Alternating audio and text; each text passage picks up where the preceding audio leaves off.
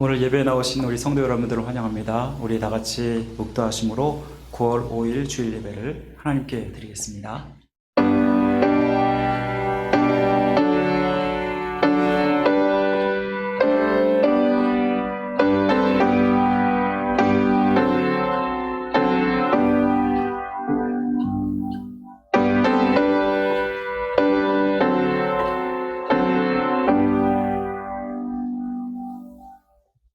하나님은 영이시니 예배하는 자가 신령과 진정으로 예배할지니라. 아멘. 우리의 찬양과 영광을 받으시 합당하신 존귀하신 하나님 아버지, 한 주간 살다가 이렇게 주님의 존전을 기억하고 또 주님의 은혜를 사모하며 주 앞에 나와 예배하게 하심을 감사드립니다. 우리 성도를 전심으로 하나님을 예배하게 해주시고 하나님이 기뻐 받으시는 영광의 예배가 될 수 있도록 은혜 베풀어 주옵소서. 예배의 시종을 주께 탁드리고 맡겨오며 우리를 죄에서 구원하신 예수 그리스도의 이름으로 간절히 기도드립니다. 아멘. 전능하사 천지를 만드신 하나님 아버지를 내가 믿사오며 그 외아들 우리 주 예수 그리스도를 믿사오니 이는 성령으로 잉태하사 동정녀 마리아에게 나시고 본디오 빌라도에게 고난을 받으사 십자가 못 박혀 죽으시고 장사한 지 사흘 만에 죽은 자 가운데서 다시 살아나시며 하늘 오르사 전능하신 하나님 편한 자 계시다가 저로서 산 자와 죽은 자를 심판하러 오시리라. 성령을 믿사오며 거룩한 공예와 성도가 서로 교통하는 것과 죄를 사하여 주시는 것과 몸대에 사는 것과 영원히 사는 것을 믿사옵나이다. 아멘. 우리 다 같이 함께 하나님을 찬양하고 높여드리겠습니다.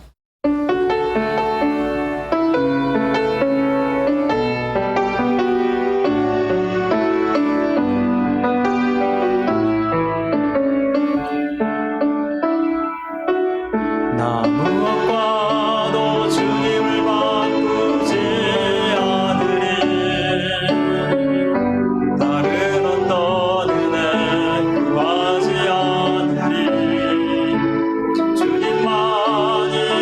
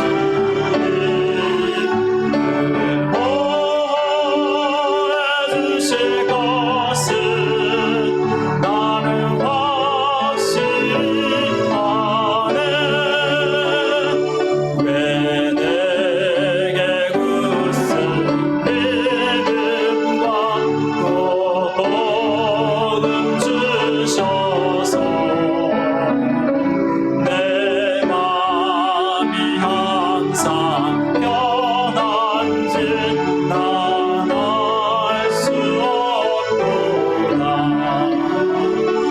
내가 믿고 또 의지하는 내 모든 형편하시는 주님, 늘 보호해 주실 것은 나는 확실히 아네. 왜 내게 성령 주셔서 내 마음 감동해. 주 예수 믿게 하는지 난 알 수 없도다. 내가 믿고 또 의지하는 내 모든 형편하시는 주님, 늘 보호해 주실 것은 나는 확실히 아네. 주 언제 강림하실지 꼭 밤에 밤낮에 또 주님 만날 그것도 난 알 수 없도다. 내가 믿고 또 의지하는 내 모든 형편하시는 주님, 늘 보호해 주실 것은 나는 확실히 아네. 우리 다 같이 일어나셔서 예배할 때 함께 찬양하며 하나님께 예배하겠습니다.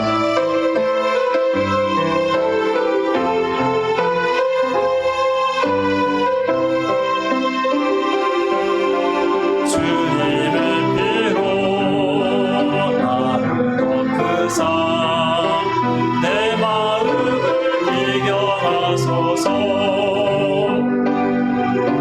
주 성령으로 나를 덮으사 내 영혼 충만케 하소서. 내 삶 가운데 주의 십자가를 더욱 굳건히 세우고 지금 여기서 주를 예배하리라.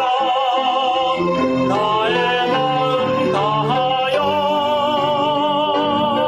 신령과 진리로 예배하리라. 첫사랑의 그 감격으로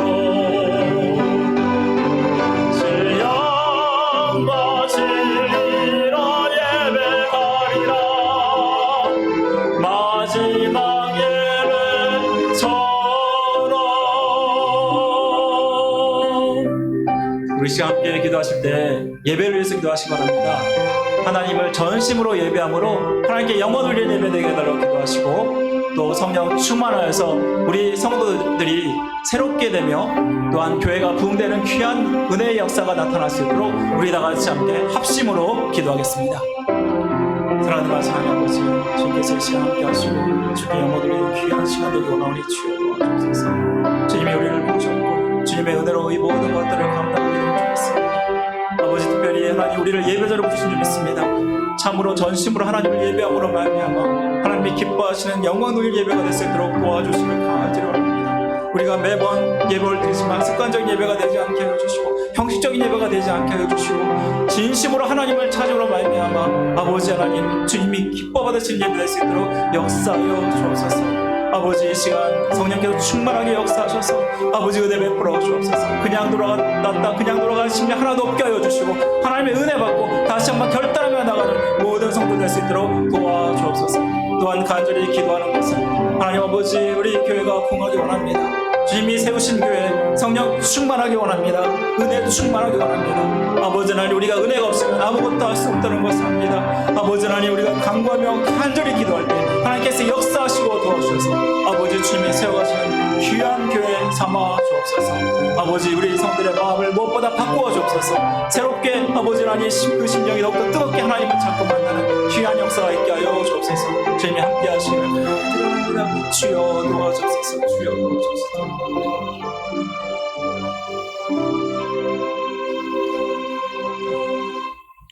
네, 앉으시겠습니다. 은혜로우시고 자비로우신 아버지 하나님, 주님께서 저희를 사랑하셔서 오늘 이 자리 저희들 나올 수 있도록 허락하시고 주님께 경배와 찬양과 예배를 드릴 수 있도록 허락하심을 진심으로 감사를 드립니다. 저희들이 알고도 지은 죄와 모르고도 지은 모든 죄를 이 시간 고백합니다. 아버지 하나님, 저희를 용서하시고 오직 주님 앞에서 깨끗함으로 이 자리에 앉아 있을 수 있도록 주님 도와주시며 우리의 그러한 마음으로 하나님께 진정과 신령을 다 가지고 하나님께 예배드릴 수 있도록 허락하여 주시옵기를 바라옵고 원합니다. 아버지 하나님, 어려운 때입니다. 이 어려운 때를 잘 지내게 하시고 극복하게 하시고 하나님께서 주시는 그 뜻이 무엇인지 저희들이 깨닫게 하시고 더욱더 마음을 새롭게 할 수 있도록 우리의 마음을 주님 북돋아 주시옵기를 바라옵고 원합니다. 아버지 하나님, 자비한 하나님께서 저희를 부르십니다. 무거운 짐을 진 자들 다 주님께 나아라고 말씀하십니다. 아버지 하나님, 주님을 잘 믿고 우리들이 복된 생활을 할 수 있도록 저희를 지켜주시옵기를 바라옵고 원합니다. 이 아버지의 새소망교회가 날로 아버지 새롭게 하시고 우리의 빈자리가 다 채워질 수 있도록 하나님 도와주시옵기를 바라옵고 원합니다. 아버지, 연휴를 맞이해서 아버지 하나님 출타한 식구들 많이 있습니다. 그들이 어디에 있든지 이 자리를 기억하게 하여 주시옵시고 마음을 이곳에 두게 하여 주시옵기를 바라옵고 원합니다. 또한 앞으로 여행을 계획하고 있는 모든 성도들도 있습니다. 주님, 그들도 같이 하여 주시옵기를 바라옵고 원합니다. 교회 모든 아버지 하나님 어르신들 주님께서 지켜주시옵시고 날로 강건하게 하시며 아버지 하나님 서로 아버지 하나님 우리가 기쁨을 누릴 수 있도록 그들의 강건과 건강을 서로 염려할 수 있도록 하여 주시옵기를 바라옵고 원합니다. 마음이 괴로운 자, 몸이 심신이 약한 자, 아버지 하나님 모두 하나님께 바라옵고 원하는 모든 것들을 다 치유할 수 있도록 주님 도와주시옵기를 바라옵고 원합니다. 아버지 하나님, 선교하시는 모든 세계의 선교사님들을 지켜주시옵기를 바라옵고 그들이 최전방에서 하나님의 사역을 펼칠 때 그들에게 강건과 힘과 하나님 나라의 확장에 맛보는 기쁨을 가질 수 있도록 허락하여 주시옵소서.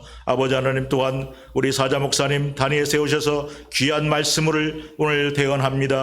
아버지 하나님, 그 말씀이 우리 마음밭에 떨어져서 귀한 열매를 맺게 하시고 힘있게 하시고 생활과 능력과 모든 것을 주님께서 같이 하여 주시는 귀한 목자 되게 하여 주시옵기를 바라옵고 원합니다. 마치는 시간까지 주님께서 같이 하시고 주님 홀로 영광 받으시옵기를 간절히 바라옵고 예수님의 이름으로 기도드렸습니다. 아멘.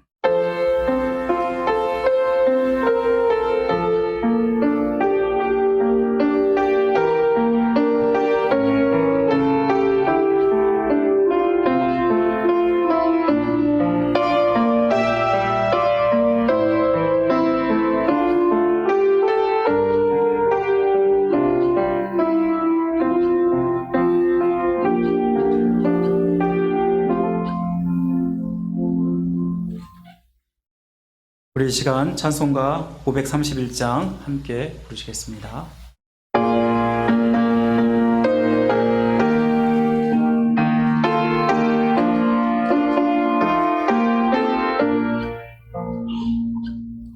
자비한 주께서 부르시네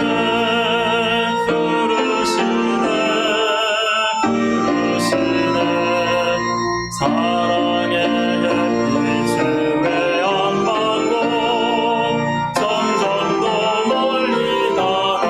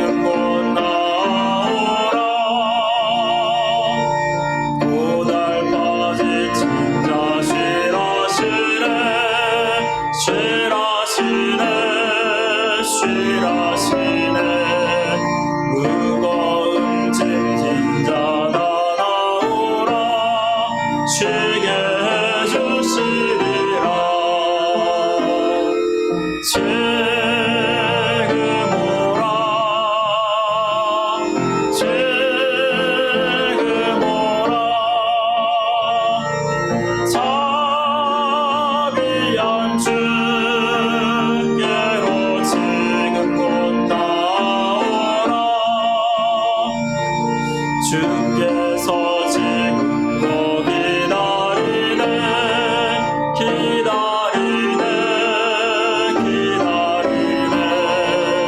죄짐을 가지고 나아오라 어서 주 앞에 오라 지금 오라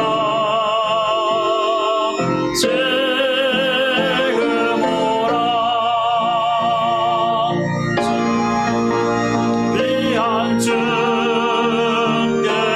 지금 곧 나오라 주님의 소리를 들어보라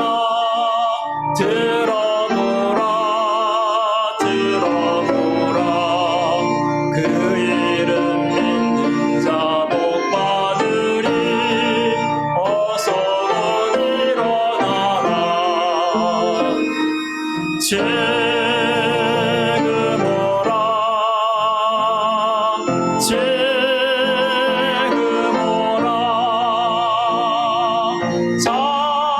자비한 주께로 지금 곧 나오라.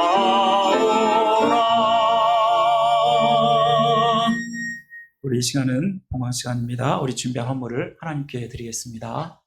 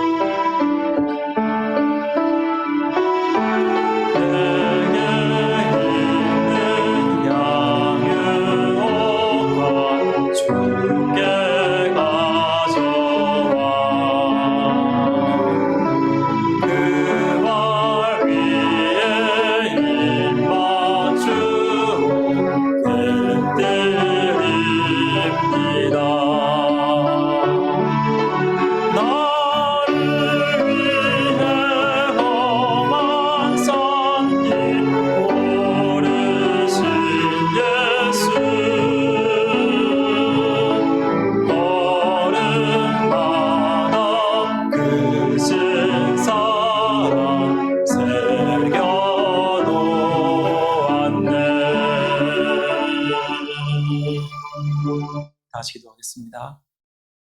우리의 생사복을 주관하시며 우리를 보호하시고 인도하신 하나님 아버지, 한 주간도 주님의 은혜 가운데 살게 하여 주시고 주 앞에 나와 예배하게 하심을 감사드립니다. 하나님, 어렵고 힘든 이 시절을 살아가면서 하루하루 사는 것 하나님의 은혜인 줄 믿습니다. 아버지께서 우리를 붙들어 주시고 함께하여 주옵소서. 우리의 믿음이 또 주님을 향한 그 신앙이 떨어지지 않도록 도와주옵소서. 모든 것이 다 주님께서 주셨고 주님께서 허락하셔서 가능한 줄 믿습니다. 그럼에도 아버지 하나님, 이 악한 세상에서 우리의 믿음이 흔들릴 때가 있음을 고백합니다. 아버지 하나님, 도와주셔서 아버지께서 우리의 마음을 붙들어 주시고 함께하여 주옵소서.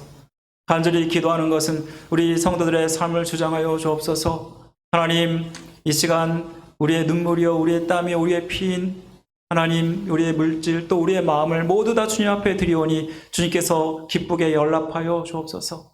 우리 성도들 비록 적지만 아버지, 이 모든 것들이 하나님의 영광을 위해 쓰임받기 원하고 교회가 세워지고 수많은 영혼들을 구원하는 일에 쓰여지기를 원하오니 주여 이 정성을 기쁘게 받아 주옵소서.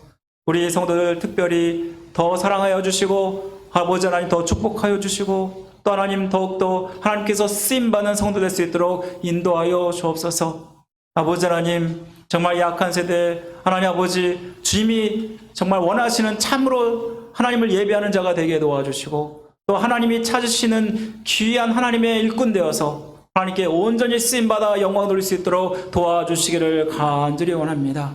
아버지께서 주님께서 우리 성도들의 삶을 주장하여 주옵소서. 또 한 주간도 살아갈 때에 말씀이 우리를 지배하게 하셔서 또 우리의 삶도 하나님께 온전히 드리는 귀한 은혜가 있게 하여 주옵소서.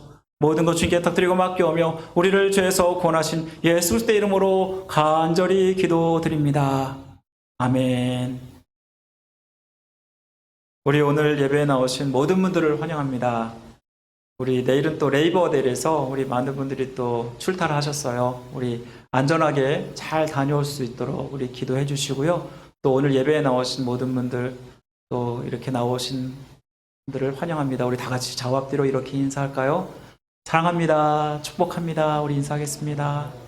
사랑합니다. 축복합니다. 네, 감사합니다. 우리 현장 예배 시 코로나 감염 예방 수칙을 따라서 우리 예배를 드리고 있습니다. 이 현장 예배 수칙을 잘 지켜주시기 바랍니다. 아마 코로나가 올해는 아니고 아마 내년이나 돼야 이제 없어지지 않나 지금 많은 전문가들은 생각하는데 그것도 아직 확실하지 않습니다. 그렇기 때문에 우리가 지금 더 조심하고 조심해야 된다고 방송에서 나오거든요. 그래서 우리 성도 여러분들 감염 예방 철저히 지켜주셔서 현장 예배가 중단되는 일이 없도록 우리 협조해 주시면 감사하겠습니다. 정교인 성경 일독하기 진행하고 있습니다. 이미 나눠드린 성경 기표를 따라 계속해서 통독해 주시고 또 통독하신 성경 기표는 오늘 제출해 주시면 감사하고 또 오늘 제출하지 못하신 분들은 다음 주에 제출해 주시기 바랍니다. 9월 사역 캘린더 첨부했습니다. 우리 사역 일정을 참고해 주시고 또 교회 사역을 위해서 기도해 주시기 바랍니다. 성경대학을 모집하고 있습니다. 우리 봄학기 때 성경대학을 했는데요. 많은 분들이 참여해서 참으로 유익한 시간을 가졌습니다. 우리 이번에 가을 학기는 세퍼 더 라이프 2권을 우리가 하게 되는데요. 모집 기간은 9월 5일부터 26일까지고 개강은 10월 6일 오후 8시에 할 예정이고 매주 수요일마다 진행할 예정입니다. 많은 분들을 신청해 주시기 바랍니다. 우리 함께 이 시간에는 또 생일자를 축하하고자 하는데요. 네, 우리 오늘 생일 맞으신 분들이 김현식 집사님, 노을주 권사님, 이용래 권사님. 노을주 권사님, 이용래 권사님은 원래 음력 생일이신데 이것을 따져서 양력으로 집어넣었습니다. 그래서 오늘 우리 함께 축복하는 시간 갖겠습니다. 우리 다 같이 함께 축복하겠습니다.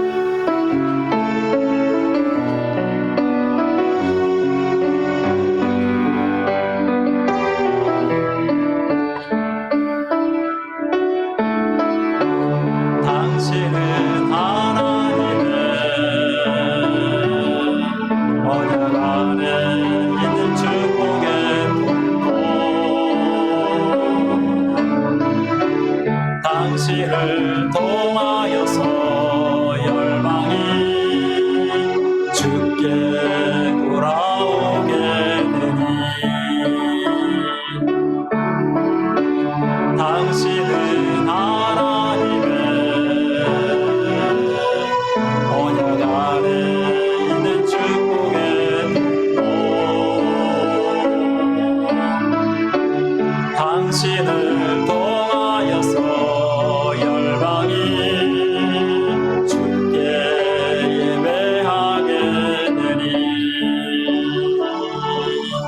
축복합니다. 자, 우리 함께 매달 성경 암송을 하고 있는데요. 오늘은 새로운 말씀입니다. 히브리서 11장 6절 말씀인데 너무나 중요한 말씀이죠. 우리 함께 다 같이 2번 외워보도록 하겠습니다. 다 같이 읽겠습니다. 시작. 믿음이 없이는 하나님을 기쁘시게 하지 못하나니 하나님께 나아가는 자는 반드시 그가 계신 것과 또한 그가 자기를 찾는 자들에게 상 주시는 이심을 믿어야 할지니라. 히브리서 11장 6절 말씀 다시 한번 읽습니다.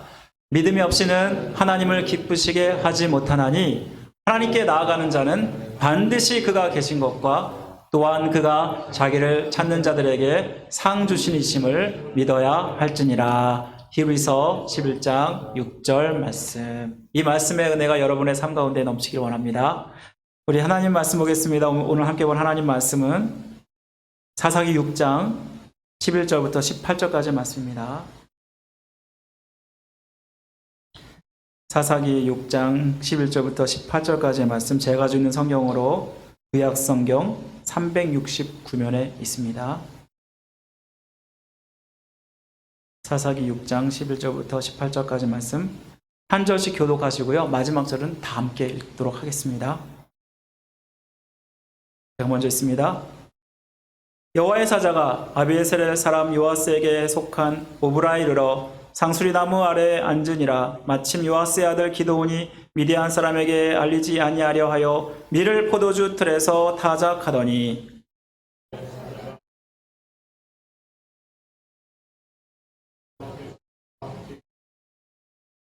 기드온이 그에게 대답하되 오 나의 주여 여호와께서 우리와 함께 계시면 어찌하여 이 모든 일이 우리에게 일어났나이까. 또 우리 조상들이 일찍이 우리에게 이르기를 여호와께서 우리를 애굽에서 올라오게 하신 것이 아니냐 한 그 모든 이적이 어디 있나이까.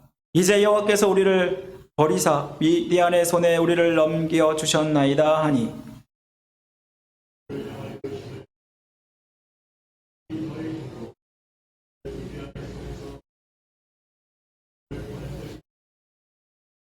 그러나 기드온이 그에게 대답하되 오 주여 내가 무엇으로 이스라엘을 구원하리까. 보소서 나의 집은 므낫세 중에 극히 약하고 나는 내 아버지의 집에서 가장 작은 자니이다 하니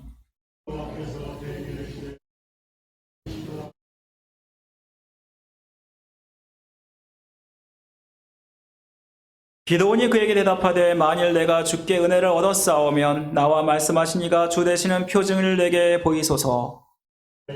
가지고 다시 주께로 와서 그것을 주 앞에 드리기까지 이곳을 떠나지 마시기를 원하나이다 하니 그가 이르되 내가 너 돌아올 때까지 머무르리라 하니라. 아멘. 자, 우리 계속해서 사사 시리즈를 살펴보고 있습니다. 오늘은 5번째 시간으로 큰 용사 기드온이라는 제목으로 여러분과 하나님 말씀을 나누겠습니다. 여러분 퀴즈 하나를 여러분들에게 내겠는데요. 혹시 믿음의 반대말이 무엇인지 아십니까? 믿음의 반대말. 네, 많은 분들이 의심이라고 생각할 것입니다. 우리가 신앙생활하면서 여러 의심을 합니다. 내가 믿는 신앙이 진짜일까? 하나님은 정말 살아계실까? 하나님은 전지전능하신가? 성서는 정말 하나님이 주신 말씀인가? 정말 수많은 질문들을 우리가 하면서 의심을 하곤 하는데요. 우리는 보통 신앙생활하면서 의심이 나쁜 것이라고만 생각합니다. 아마도 야고보서의 말씀 때문일 것입니다. 야고보서 1장 6절에서 8절 말씀에 보시면 오직 믿음으로 구하고 조금도 의심하지 말라. 의심하는 자는 마치 바람에 밀려 요동하는 바다 물결 같으니 이러한 사람은 무엇이든지 주께 얻기를 생각하지 말라. 두 마음을 품어 모든 일에 정함이 없는 자로다. 이 말씀에 따르면 믿음은 좋은 것이고 의심은 나쁜 것이고 경계할 것이라고 말씀하고 있습니다. 그런데 정말 의심이 나쁜 것일까요? 우리가 신앙인으로 살면서 나도 모르게 의심이 들 때가 있습니다. 믿는다고 하면서도 의심이 들고 뚜렷한 확신을 갖지 못할 때 우리는 내 믿음이 정말 괜찮은 것인가? 남모르게 고민하면서 의심은 믿음 없다라는 전제하에 그 의심을 억누르게 됩니다. 사실 의심은 믿음의 반대말이 아닙니다. 우리가 신앙생활 하면서 필연적으로 의심을 할 수밖에 없습니다. 야고보서의 말씀은 하나님께 기도하면서 하나님의 응답을 확실히 믿고 의심하지 말라는 내용에서 나온 말씀이지 신앙생활에서 의심하지 말라라는 말은 아닙니다. 우리는 사람인지라 우리의 믿음이 강해지기도 하고 약해지기도 합니다. 우리의 믿음이 항상 좋은 것은 아닙니다. 아브라함도 다윗도 모세도 그런 믿음의 선지들도 항상 믿음이 좋지 않았습니다. 믿음이 약해질 때 우리는 하나님이 정말 나와 함께 하시는가 의심하게 되지 않습니까? 사실 하나님은 보이지 않으시고 우리의 이해와 인식과 경험의 한계를 뛰어넘으시는 분이십니다.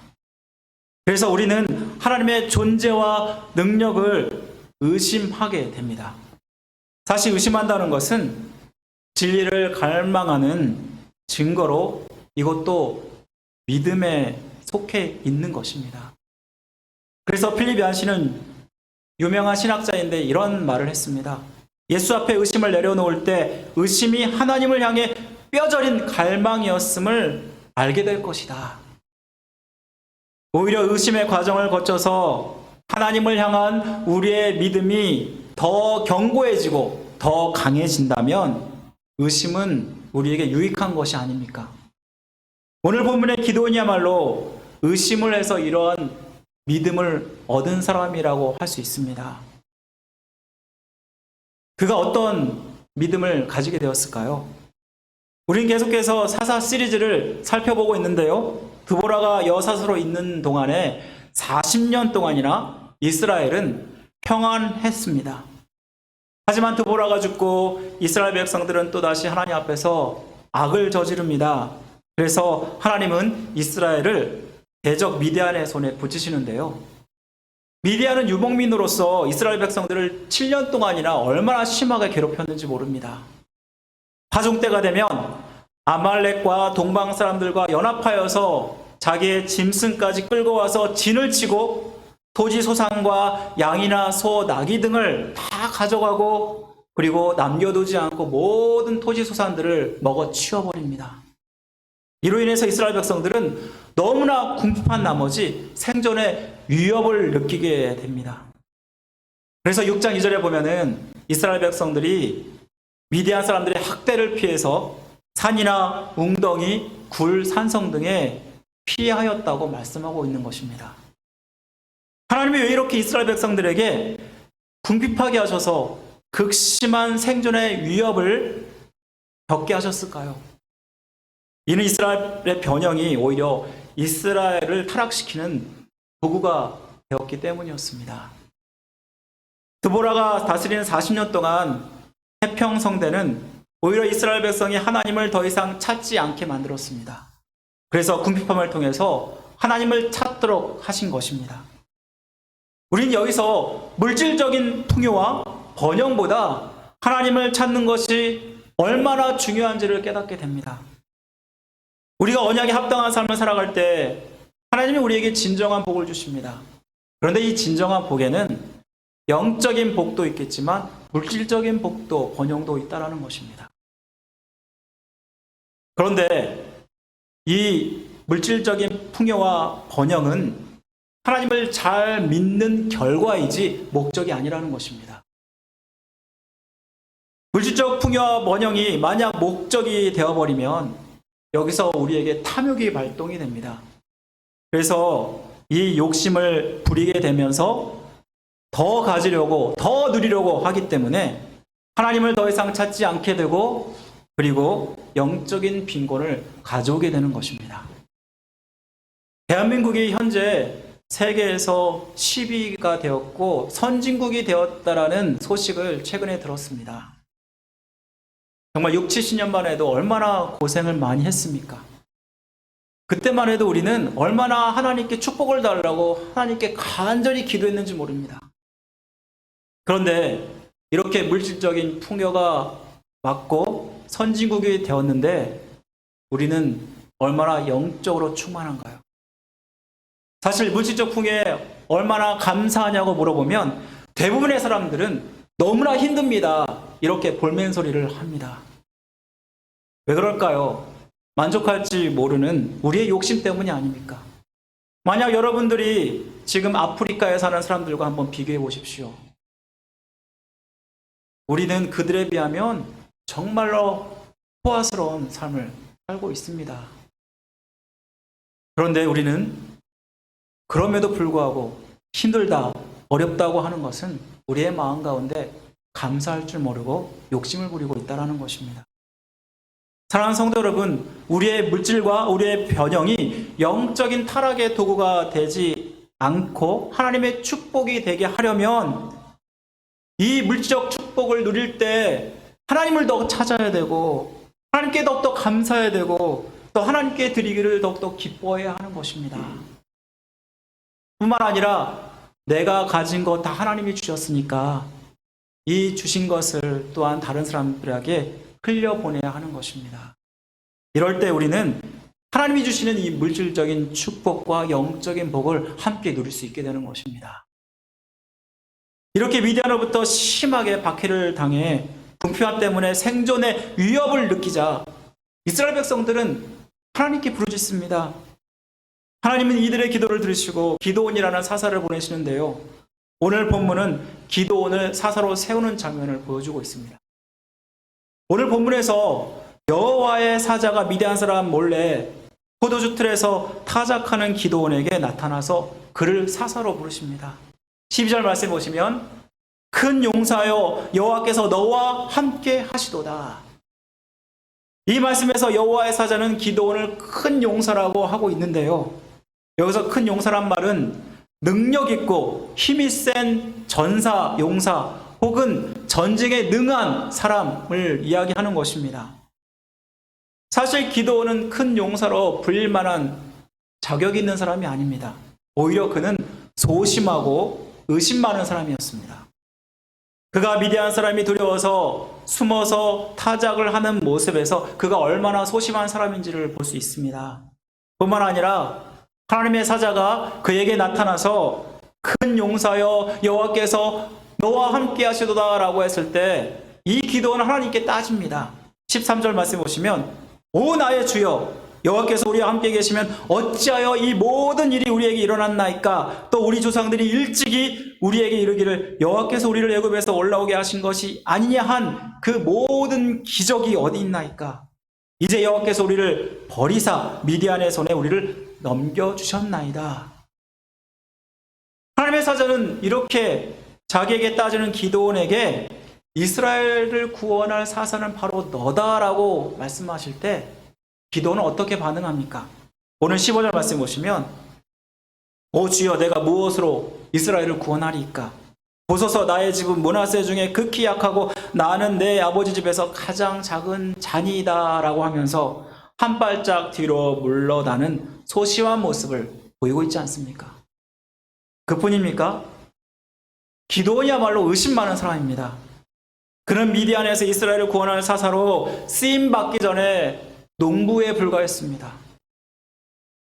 그런데 하나님이 정말 자기를 사사로 불렀는지 3번씩이나 하나님께 징표를 요구하고 있습니다. 먼저는 하나님의 사자가 기드온에게 나타났을 때 징표를 구합니다.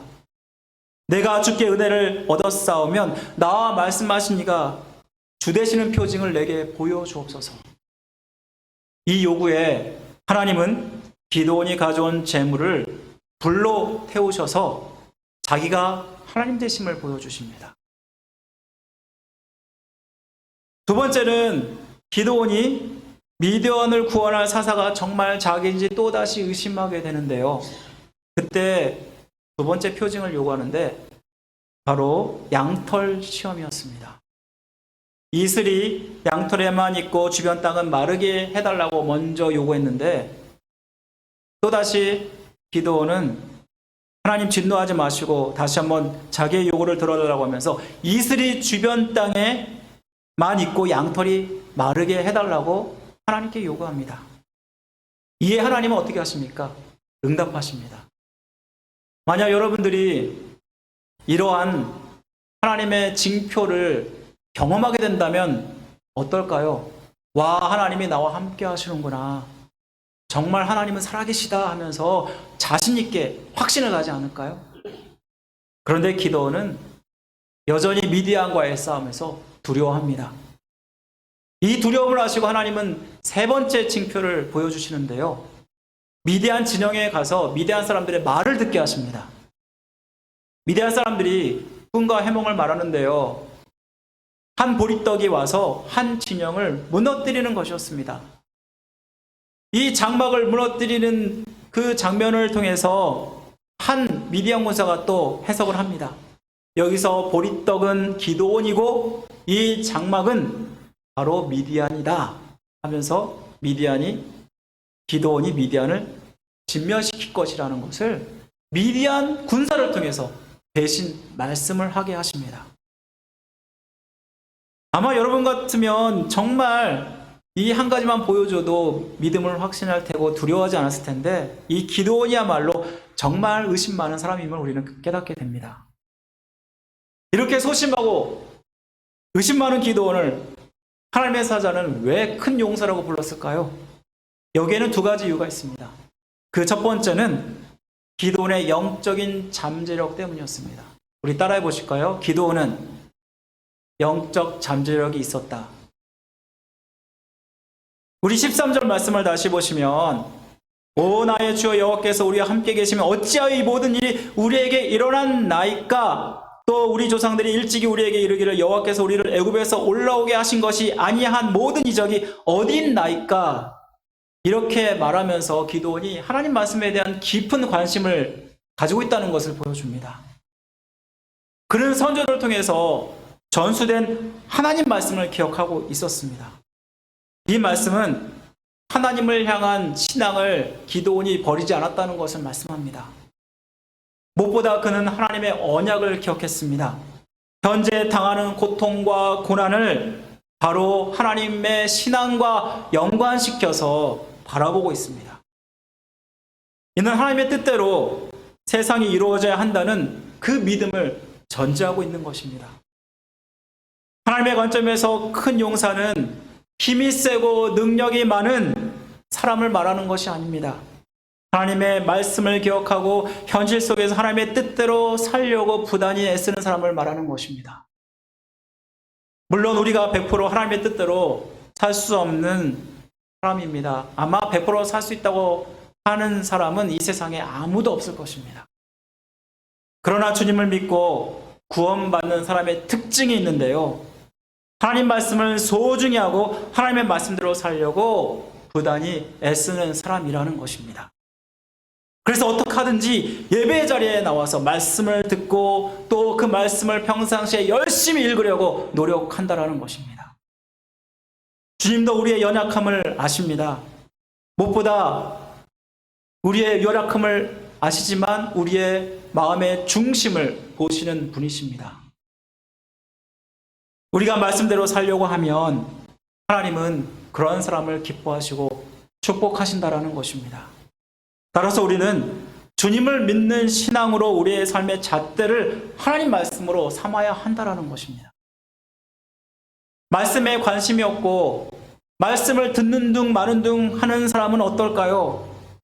사실 이런 사람은 말씀이 기준이 아니라 내 생각대로 내 마음대로 사는 사람입니다. 기드온 당시에 타락한 이유가 무엇 때문입니까? 사사기 17장 6절에 보면은 하나님 말씀을 버리고 자기의 의견에 좋은 대로 하였더라라고 말씀하고 있지 않습니까? 그래서 결국 이 사사시대는 얼마나 타락한 시대였는지 우리는 알게 됩니다. 우리는 타락한 존재입니다. 결국 하나님 말씀대로 살지 않으면 이것이 꼭 하나님의 간섭을 벗어나 자유로운 것 같지만 죄로 타락한 인생을 살 수밖에 없다라는 것입니다. 그리고 결국은 그 죄는 우리를 패망에 이르게 한다라는 것입니다. 하나님이 사용하는 사람은 말씀을 따라서 하나님의 뜻대로 사는 사람입니다. 이런 사람이 바로 영적인 잠재력이 있는 사람입니다. 미국에 백화점 왕이 있는데 그 사람의 이름이 존 워너 메이커입니다. 그는 학교 교육은 2년뿐이 못 받은 그런 학벌이 없는 자였고요. 얼마나 가난한지 14살 때부터 온갖 굳은 일을 다 했던 사람입니다. 그랬던 그가 어떻게 세계적인 재벌이 될 수 있었을까요? 그는 하나님 말씀대로 살았기 때문이었습니다. 그는 열심히 일하면서 세 가지는 꼭 지켰다고 합니다. 세 가지는, 첫 번째는 주의를 철저히 지켰고요. 두 번째는 11조 하는 것을 꼭 지켰고, 세 번째는 자기가 맡은 주일학교 교사직을 철저히 지켰다고 합니다. 그가 얼마나 신앙이 철저한지 그가 운영하는 뉴욕 백화점에 고시문을 써서 직원들에게 반드시 해야 할 일을 이렇게 알렸습니다. 첫 번째, 주일에는 여하한 일이 있어도 출근해서는 안 됩니다. 두 번째는 담배를 피우거나 이발소에서 면도하거나 유흥업소에 가려면 회사에 이유서를 제출하십시오. 세 번째는 본사 사원은 교회에 가서 연간 $50,000 이상 헌금을 바치십시오. 네 번째는 매주일 주일학교에 출석하여서 성경을 배우십시오. 얼마나 정말 철저한 사람입니까? 또한 그가 나중에는 대통령의 최신부 장관으로 임명됩니다. 그런데 그 바쁜 와중에도 자기가 운영하는 베다니 주일학교에 가서 성경을 가르쳤다고 하는데요. 그 고향이 필라델피아인데 자그마치 전부 합치면 10만 마일을 오가고 하면서 이 일들을 섬겼다고 합니다. 그러니 하나님이 이 워너메이커를 축복하지 않으셨겠습니까? 말씀대로 사는 인생 하나님은 축복하십니다. 여호수아 1장 8절 말씀 보시면 이 율법책을 내 입에서 떠나지 말게 하며 주야로 그것을 묵상하여 그 안에 기록된 대로 다 지켜 행하라. 그리하면 내 길이 평탄하게 될 것이며 내가 형통하리라. 사랑하는 성도 여러분, 매일 말씀을 읽고 말씀대로 살아가십시오. 그래서 영적인 잠재력을 키우십시오. 분명히 하나님이 때가 되실 때 분명히 사용할 줄 믿습니다. 두 번째로 하나님이 기드온을 큰 용사로 부르셨던 이유는 하나님이 함께 하심을 확신하여서 순종했기 때문입니다. 우리 한번 따라해 볼까요? 하나님이 함께 하심을 확신하여서 순종했기 때문이다. 그렇게 소심하고 의심 많은 기드온이 큰 용사로 부름받을 수 있었던 이유는 하나님의 살아계심을 확신했기 때문이었습니다. 자기에게 나타나서 이스라엘을 구원할 사사로 부르셨을 때 기도는 어떤 반응을 보이나요? 하나님께 징표를 구합니다. 이에 하나님은 기도를 부르신 자가 하나님이심을 재물을 불러 태워서 응답하십니다. 이러한 징표에도 불구하고 기도는 또다시 의심에 빠지게 되는데요. 정말 자기가 하나님의 도구로 이스라엘을 구원할 사사로 부르셨는지 다시 확인하기 위해서 양털 뭉치의 기적을 구합니다. 이것도 하나님이 응답하십니다.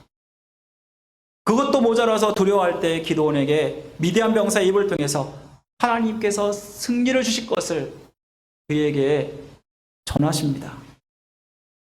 기드온은 16절 말씀에 내가 반드시 너와 함께하리니 내가 미디안 사람 치기를 한 사람 치듯 하리라 라고 말씀을 하셨습니다.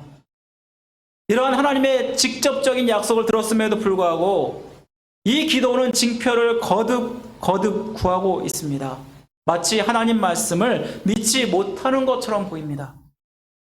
또 징표를 보여주었음에도 불구하고 또 구하는 모습을 보면서 하나님을 마치 시험하는 것처럼 보입니다.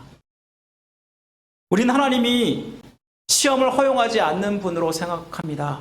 마태복음 4장 7절에 보면은 예수님께서 말씀하십니다. 주 너의 하나님을 시험하지 말라. 과연 이 말씀이 하나님을 시험하지 말라라는 말씀인가요? 우리는 시험의 목적과 의도를 살펴볼 필요가 있는데요. 마태복음 4장 7절 말씀은 사탄이 예수님을 세 가지 시험할 때 두 번째 시험에서 했던 말입니다. 너가 하나님의 아들이거든 여기서 한번 뛰어내려 보아라. 그러면 너의 능력을 이용해서 분명히 너가 건짐을 받는지 확인해 보아라 라고 시험하지 않습니까? 이때 주님께서 주 너의 하나님을 시험하지 말라고 말씀하신 것입니다. 이 말씀의 목적과 의도를 보면은 결국 악한 의도와 목적이 드러나는 것을 봅니다. 야고보서 1장 13절은 그 의미를 이렇게 보여줍니다. 하나님은 그 악에게 시험을 받지도 아니하신다. 기드온이 하나님께 징표를 구하며 하나님을 시험하는 의도와 목적은 믿음의 확신을 갖기 위해서였습니다. 그가 스스로 너무나 연약하다고 생각했고 자기가 물리치고자 하는 그 대적이 얼마나 강한지 두려웠기 때문에 하나님께 확신이 필요했던 것입니다. 사실 하나님이 우리를 부르셔서 사용하실 때 하나님이 우리에게 주신 사명은 사람이 보기에 너무나 커서 두려워하기 마련입니다. 그래서 우리가 두려움을 갖는 것은 자연스러운 것입니다. 저도 목회자로 부름받을 때 얼마나 두려웠는지 모릅니다. 내가 이 일들을 감당할 수 있을까? 한 영혼을 살린 일이 얼마나 두렵고 떨리는 일인지 또한 목회를 하면서도 지금도 느낍니다. 우리가 두려워하는 이유는 이와 같이 하나님은 우리에게 일을 맡기실 때 감당할 수 있는 일을 맡기시는 것이 아니라 우리가 감당할 수 없는 일을 맡기시기 때문입니다. 하나님이 우리가 감당할 수 있는 일을 맡기시면 우리는 어떻게 하신 줄 아십니까? 내가 했다 하고 나를 자랑하게 됩니다. 그렇기 때문에 하나님은 하나님의 위대하심을 보여주고 또한 하나님만을 온전히 의지하게 하기 위해서 우리에게 우리가 감당할 수 없는 사명을 주신다라는 것입니다. 바로 기드온이 그랬습니다. 하나님의 사명에 두려워 떠는 기드온의 사명은 무엇이었습니까? 미디안 군인 13만 5천 명을 300명으로 물리친 일이었습니다. 기드온이 바알과 아세라상을 부셨다는 것을 빌미로 미디안은 동방사람과 아말렉과 연합하여서 이스라엘을 침공합니다. 7장 12절에 보면은 그 수가 메뚜기 수와 같고 그들의 낙타의 수는 해변의 모래와 같이 얼마나 많았는지 말씀하고 있습니다. 그리고 8장 10절에 보니까 그 수가 자그마치 13만 5천 명이라고 말씀하고 있습니다. 이에 상대하는 기드온은 어떻습니까? 하나님은 기드온에게 이스라엘 백성을 모으라고 했을 때 기껏 모은 이스라엘 백성은 3만 5천 명이었습니다. 그런데 하나님이 놀라운 말씀을 하십니다. 이것이 너무나 많다. 그래서 줄인 숫자가 바로 10,000명이었고 또 줄인 숫자가 300명이었습니다. 13만 5천 대 300 상대가 됩니까? 무기도 제대로 된 무기가 아닙니다. 우리가 무기하면 보통 칼, 방패, 창, 화살 이런 무기를 떠올리는데 이스라엘 백성 300명에게 주어진 무기는 나팔, 항아리, 횃불이었습니다. 그런데 어떤 일이 벌어집니까? 22절을 보니까 300명이 나팔을 불 때 여호와께서 그 온 진영에서 친구끼리 칼을 치게 하심으로 적군이 도망하였다라고 말씀하고 있습니다. 하나님께서 기드온과 300용사들을 대신해서 싸우시니까 완벽한 승리를 거두게 하십니다. 기드온이 13만 5천 대 300명 말도 안 되는 싸움에 순종했는데요. 이렇게 순종했던 비결은 하나님이 나와 함께 하신다는, 그리고 하나님이 나 대신 싸워주신다는 그 확신이 있었기 때문에 가능한 일이었습니다. 우리는 하나님께서 우리에게 사명 주셔서 두려움을 느낄 때 우리는 하나님 앞에 하나님께서 함께 하신다는 확신을 구해야 하는 것입니다. 기도원처럼 몇 번이라도 의심해도 괜찮습니다. 우리가 확신만 갖는다면, 그래서 주님이 나와 함께 하신다고 확신한다면 우리는 어떠한 하나님의 명령에도 순종할 수 있게 됩니다. 우리 신앙생활에서 그만큼 확신이 중요합니다. 혹시 우리가 신앙생활 하면서 우리가 하나님의 사명을 두려워하고 또 순종하기를 두려워하는 그 이유가 무엇일까요? 아마 많은 분들이 이러한 딜레마에 빠져 있을 것입니다. 바로 그것은 우리의 마음 가운데 하나님을 향한 확신이 없기 때문일 것입니다. 사랑하는 성도 여러분, 만약 약잔수가 처음에 약을 팔 때 우리는 많은 사람들이 그를 의심합니다. 하지만 약장수가 그 말을 통해서 사람들에게 확신을 주면은 그 확신을 받은 사람들은 처음에 의심했던 그 마음을 접고, 그리고 그 약이 아무리 비싸도 그 약을 사게 됩니다. 이처럼 우리가 하나님의 사명을 감당할 때 주님이 나를 위해서 십자가에 달려 죽으셨고 나 때문에 이 땅에 오셨다는 것을 확신한다면, 그리고 주님이 살아계셔서 나와 함께 하신다는 것을 확신한다면 우리는 우리의 사명을 감당하는 것을 두려워하지 않을 것입니다. 예수님의 제자들 중 베드로가 그렇지 않았습니까? 하나님을 그는 3번 부인했고 죽음이 두려워서 다락방 문을 꼭 닫고 숨어 있었습니다. 그리고 그 사명을 저버리고 물고기를 잡으러 다시 자기의 고향으로 돌아갑니다.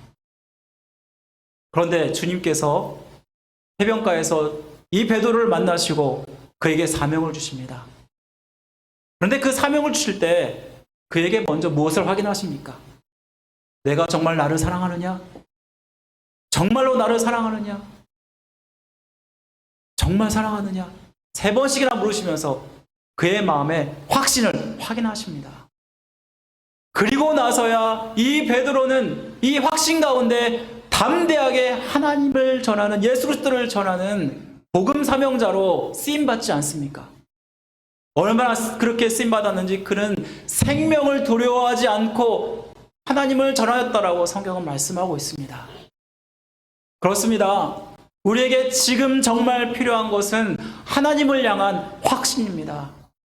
무엇보다 우리가 주님께 주님, 저를 인격적으로 만나 주십시오. 주님, 나와 함께 하심을 확신시켜 주옵소서. 기도원처럼 몇 번이고 구하고 구해서 우리가 확신을 받아야 하는 것입니다. 사랑하는 성도 여러분, 이번 한 주도 정말 기도원처럼 하나님 말씀대로 하나님을 구하시고, 그리고 이렇게 하나님께 징표를 구함으로 말미암아 진정으로 마음에 확신을 갖는 은혜가 있길 원합니다. 하나님이 내 삶 가운데 무엇보다도 우리가 믿음으로 반응하길 원하십니다. 우리 모든 성도 여러분들이 이 기도를 통해서, 말씀을 통해서 더 하나님과 깊이 영적 교제하심으로 말미암아 믿음의 확신을 가지고 세상을 승리하는 성도 여러분들이 되시기를 주님의 이름으로 간절히 축원드립니다. 우리 다 같이 기도드리겠습니다. 사랑하는 대마신 하나님 아버지, 감사드립니다. 하나님, 오늘 기도원의 모습을 통해서 그는 의심 많은 소심한 참으로 연약한 사람이었습니다. 하지만 그가 징표를 구하고 확신을 가졌을 때 300명으로 13만 5천 명을 물리치는 놀라운 기적의 역사에 순종했던 모습을 보게 됩니다. 아버지 하나님, 우리에게 확신이 필요함을 깨닫습니다. 우리의 마음 가운데 확신이 없기에 우리는 순종을 두려워하고 있고 사명을 감당하는 것을 두려워하고 있지는 않은지 우리 자신들을 돌아보게 하여 주옵소서. 주님의 은혜 가운데, 능력 가운데 붙들어 주시고 함께 하셔서 성령 충만하여서 이 확신을 주시고 아버지 하나님 역사하여 주옵소서. 이번 한 주도 살아가면서 하나님, 정말 우리 성도들의 마음을 주님 주장하여 주옵소서. 모든 것 주님께 의탁드리고 맡겨오며 우리를 죄에서 구원하신 예수 그리스도의 이름으로 간절히 기도드립니다. 아멘. 우리 다 같이 일어나셔서 함께 찬송가 257장, 구찬송가 189장 찬양드리고 축도로 예배를 마치겠습니다.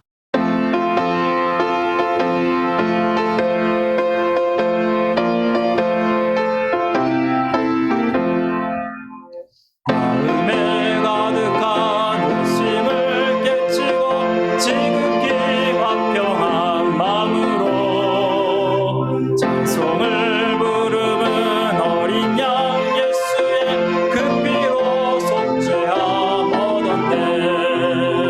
속죄함